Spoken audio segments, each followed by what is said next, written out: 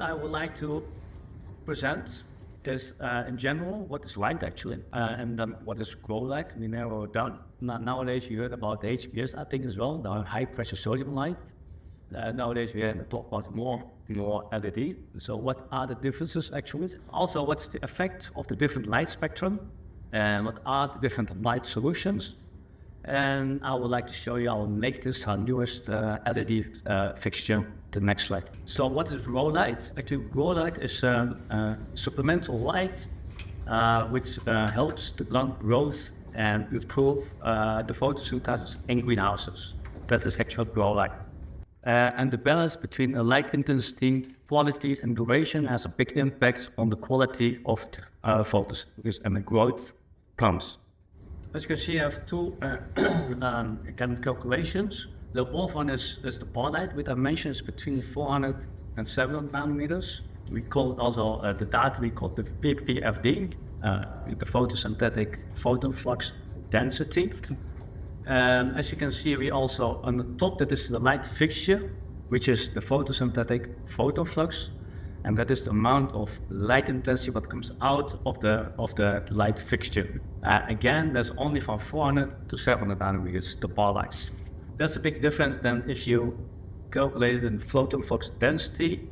As you can see, in there you take as well the UV nanometers and the farad. That's a wider part light actually. These are in general the different light sources. Everyone has a quad inside the sun spectrum: blue, green, red, far red. Now, 4 years ago, HORTILUX started to sell to marketing the HPS lights, the high pressure sodium light, and that has also a fixed light spectrum. And there you can see that within the HPS you will get more or less a lot of green and red, basically a little bit less far red and a blue light intensity. So that's all fixed. And nowadays we are talking about the LED. Now in this example, we have with 95% red, 5% blue, but of course you can change it to anything what you want. That's one of the advantages of LED nowadays. Okay, then what are the differences actually between HPS and LED? I show here one difference, and that's more like the heat output. If you having on an HPS fixture, then you can see the grow lights on the whole from 100% energy, 39% goes really to the plants at the end. But you can also see the radiation heat is 32%. This is the other heat which also goes down towards the plant, which is enough grow light. And then there's also hot air that's going up. It's called the convection heat. It's like 28%. Yeah. So if you compare that with an LED, you can see here already the grow light is 64%. The plants use more light from the LED actually compared with an HPS. But there's a lot of convection heat going up with the LED. In colder countries, areas like Scandinavia, even also West Europe, in the winter time, could be beneficial to also use the HPS. But in 2027, the European Union will announce when the HPS will be forbidden. So my guess is it will be maybe 2030, then in Europe it will be forbidden because of environmental issue. You still sell HPS, but ultimately it will be phased out. So more differences are, as I mentioned before, HPS has fixed light spectrum, you cannot change it. LED has a variable light spectrum. Another advantage is the energy consumption, and LED using 50% less energy than HPS.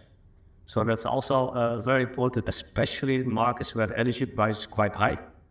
The green photos, that's actually more for the human vision. If you're working in the greenhouse and you only have the blue and the red, it creates a pinkish color. To work in that kind of environment is uncomfortable for your eyes, and you cannot see the colors from the leaves a natural color. So to add green photons in the whole light spectrum, it becomes more comfortable for the human eyes. People can work in the greenhouse while the light is switched on, and they can see the natural color from the plants and from the leaves. Okay, what are factors for a grower to consider grow light? There are various. And a year of production. Year of production besides the greenhouse using grow light.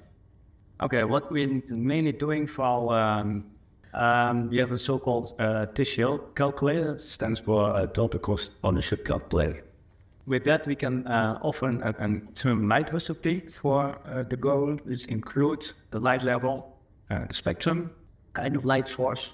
So I made it kind of an example to determining the intensity, the light intensity needed for a certain grow in a certain location. From the sunlight, at the end, 70% of that sunlight reaches the greenhouse. In this case, it can be a tomato grower. So in this case, we want 21 mole.